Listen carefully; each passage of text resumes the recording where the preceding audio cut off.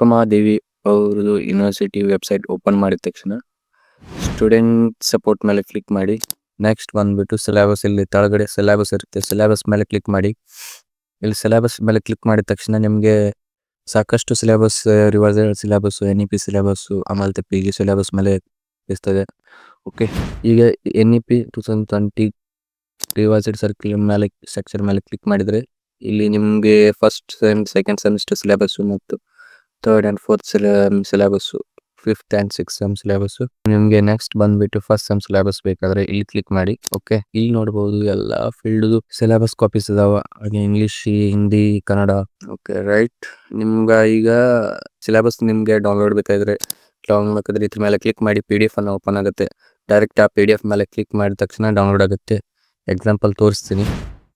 ಈಗ ನೋಡ್ರಿ, ಇಂಗ್ಲೀಷ್ ನಿಮಗೆ ಸಿಲೆಬಸ್ ಕನ್ಫ್ಯೂಸ್ ಆಗಿದೆಯಲ್ಲ, ಇಲ್ಲಿ ನೋಡ್ರಿ